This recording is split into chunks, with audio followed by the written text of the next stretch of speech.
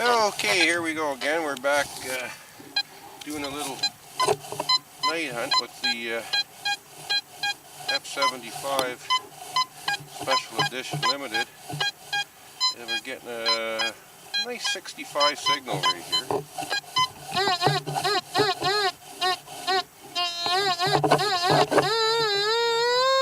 Yeah, nice small signal. I'm going to mark it with a shovel. Yeah, we're going to go back a little further this time so that coil don't interrupt when we're trying to dig her up.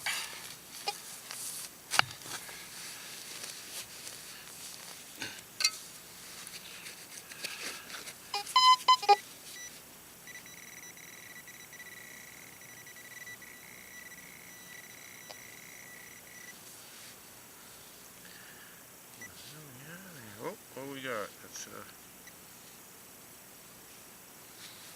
looks like a penny. Yep, good old copper one for sure. Come in good.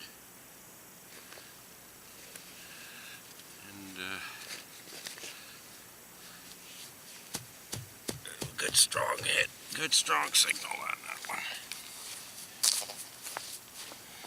Okay. Take your time and don't want to make everyone dizzy on the screen.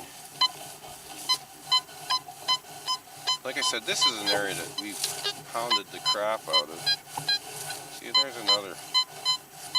This is even going up to the 90s.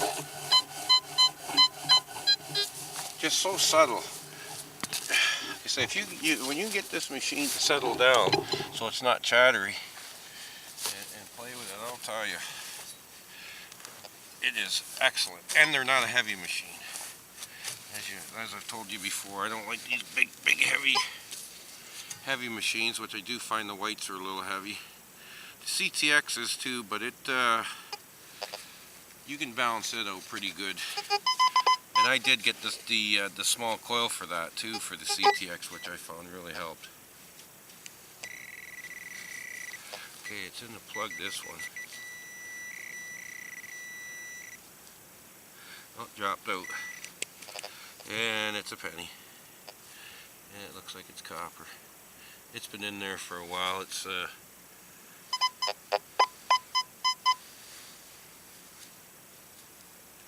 it's been in there for a while. It's the only problem at night, you can't see really good, but so you can't really check them for dates or anything. Actually, I got a good surprise there. Today I cleaned up some of my pennies from one area, and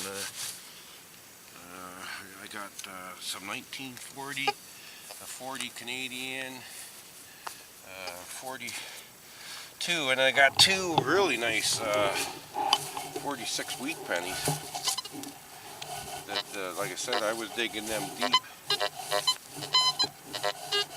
I wasn't sure what they were when I got them in the field because I didn't want to, I try not to clean too much in the field.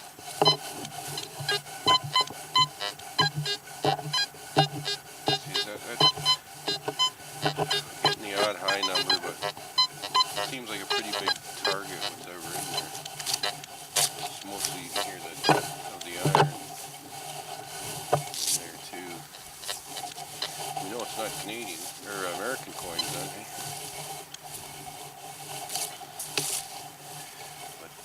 Geez, that grass looks nice through the camera. Nice and green.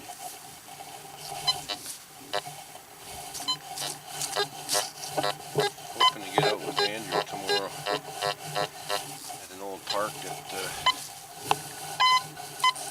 we've hunted a few times. Oh, sounds like another penny right there. Man, I can't believe we've missed these. Just stupid. Because like I said, when I hunt, I try to dig everything because I don't like leaving anything behind.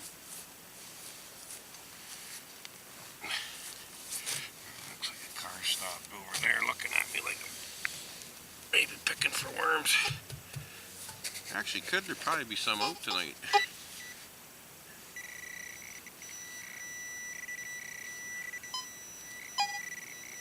Yeah. Another penny. So what's that? We're up to about what? 54, 60, 64 cents, or what do we get? Five dimes.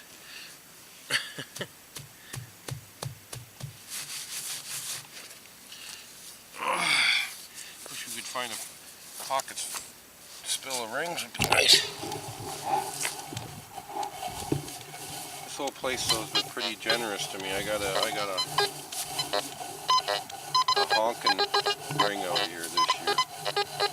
Beautiful 18-karat ring.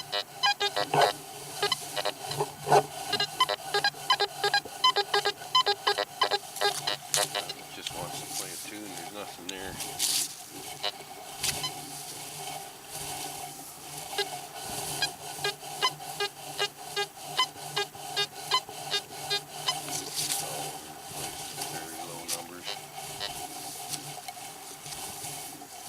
Very low numbers. That's sort of a weird sound, that.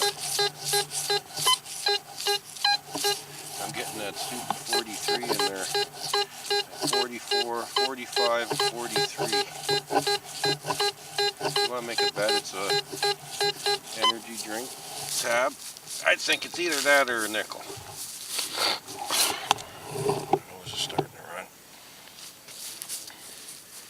If it was that energy tab, then we know what it comes in on, even on the Fisher. Well, no, it's a pull tab. It's weird because those, if you guys have tested them yourself, now I mostly bench test these. I've never actually dug them individually, like buried them and tried them, but it depends on the style or the make of them or whatever. But boy, I'll tell you, they really can vary with your VDI. They usually give you a pretty good sound, but they can be all over the place. Now you got those green ones and the blue ones, and then you get the beaver tail style, and this style. Even in this style, you can get quite a range of different VDIs with it. So, like I said, if you're not pulling them, if you're not digging them, you're not going to be digging a lot of your gold. And I notice, I know people get very knowledgeable on detecting, and it's something you're always learning, but you know the old saying with beginner's luck. You know, you first got that old cheap metal detector that you really couldn't discriminate anything on. And you were getting a lot with it because you were digging everything. And with these, you get dependent on the way they analyze. And if you got something stupid like your ground balance ain't right, or you don't have it set up right, or you're gonna be missing that stuff.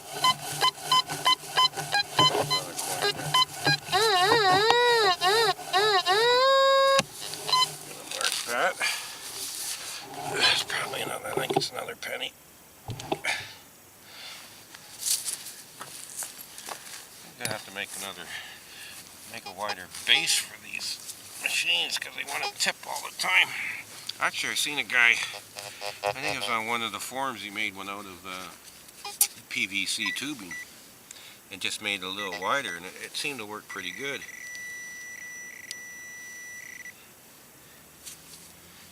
No, we got another dime.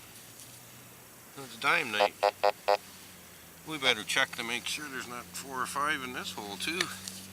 But there you go. See, we weren't picking them up with the other machines, or we were walking too fast. We were swinging too fast.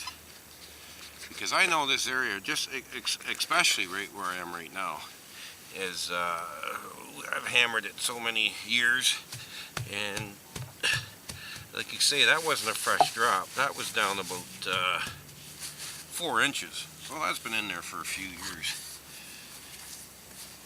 We obviously missed that one.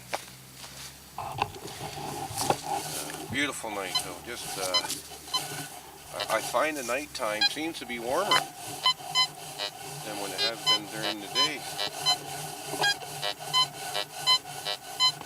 See, there's that non-repeatable sound. You get one way and you get iron the other way. And I'm getting a 77 that way and an 8 that way. It's got that high pitch. How big is it?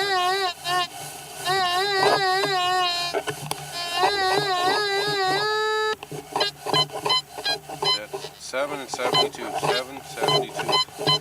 Well, curiosity, let's dig it and see what this is. So we're getting a good signal both ways, but different tones and different numbers. I haven't really used this F75 too much. I got it sort of late in the season. I think I only got it around the I think it was about the first week of November, so. But it has been sweet. It's got me a lot of stuff so far. See, and there we go. There's your proof right there. There's a quarter.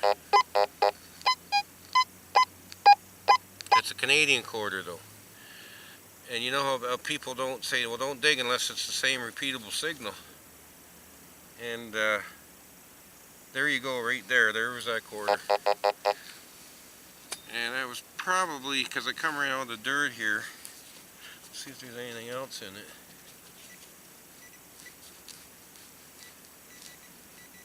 This thing likes the faults. Like I said, I think the battery's getting a little low. And when in doubt, set the hook. That's all I can say. And go back to the old theory of when you first started doing it. You were more successful sometimes because you were going more with instinct. Yeah, this whole place has been very good to me. I bet you I've got over, probably within the last 2 years, 3,000, probably 3,500 coins. Which, well, I got last year, what, 7,800 coins. And this year I'm almost up to 9,300. That's another one there. And I don't know if I'm going to get it or not. If we keep this weather up, I might have a chance of getting my 10,000 coin goal. But that's a lot of rolling. A lot of rolling. That's for darn sure. But I've actually, I guess the American pennies are copper up to 82. And I was just keeping pre-80s everything. Yeah, another copper. And then I got doing some research, and I thought they phased out the copper, but they didn't phase the copper out here in these pennies till 96.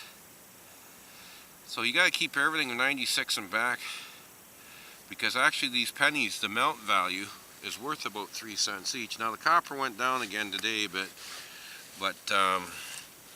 so that's not bad. I think it takes to get actually a pound of copper in pennies, you need 160 pennies. So that's 3 rolls and 10 extra pennies. So 160 pennies and you get a pound of copper. So instead of being worth $1.60, you're around more or less $3. So it's not a bad deal at all. Anyways, guys, I'm going to take a short break and we'll be right back.